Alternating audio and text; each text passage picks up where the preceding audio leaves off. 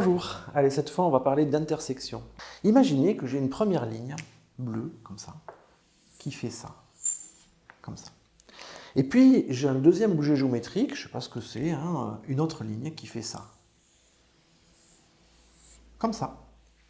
Elle, je vais l'appeler L2, c'est ma ligne 2, et elle, je vais l'appeler L1, c'est ma ligne 1. On peut imaginer par exemple que ce sont des lignes de métro. Ce que je remarque, c'est que ces lignes, elles ont une intersection. Vous savez, ce mot intersection, on l'a dans la vraie vie. Quand on a deux routes qui se croisent, on parle d'une intersection. Mais en mathématiques, c'est la même chose.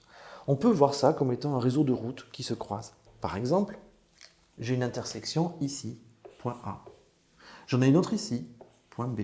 Et j'en ai une autre ici, au point C. J'ai trois points qui sont les intersections de L1 et L2. Comment est-ce qu'on va écrire ça ?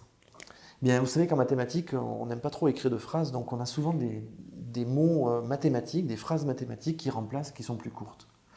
L1, L2, je voudrais faire leur intersection. Alors on a un signe pour ça, c'est ça. Un espèce de pont comme ça, un pont. L1, inter, L2. Ça se dit vraiment comme ça. L1, inter, L2. C'est l'intersection entre L1 et L2.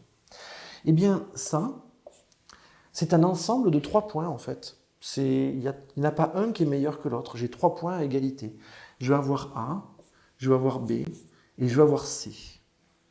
Sauf que si j'écris comme ça, on pourrait croire que c'est un triangle. Alors, je vais mettre des virgules.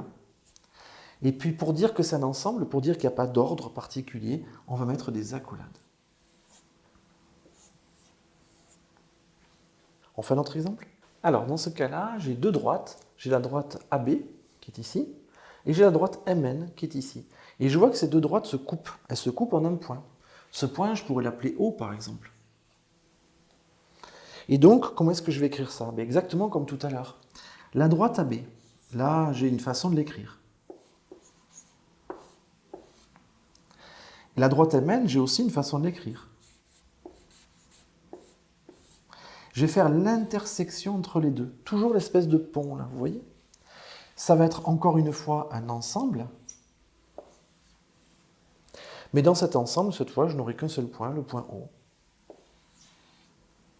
Donc AB, inter, MN, l'intersection entre AB et MN, c'est un ensemble qui contient juste un point, c'est le point O.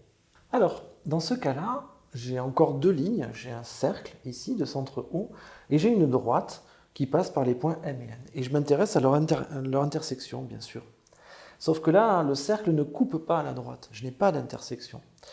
Alors, plus précisément, j'ai une intersection, mais elle est vide. Voilà comment ça va s'écrire. Je vais donc écrire la droite MN, intersection avec le cercle. Ah mince, il faudrait un nom pour le cercle. Alors ce cercle, je vais l'appeler C. On utilise toujours les lettres cursives comme ça pour les cercles. La majuscule d'école primaire en fait. C'est pas le C majuscule d'imprimerie, c'est vraiment le C bouclé comme ça. C'est toujours comme ça, de façon à ne pas confondre avec le point C. Donc, la droite MN interséquée avec le cercle C, eh bien ça, c'est égal à un ensemble qui est vide. Alors, il y a deux façons de l'écrire, l'ensemble vide. La première façon, celle qu'on utilise quasiment tout le temps, c'est ça. On met un espèce de rond barré. C'est ensemble vide.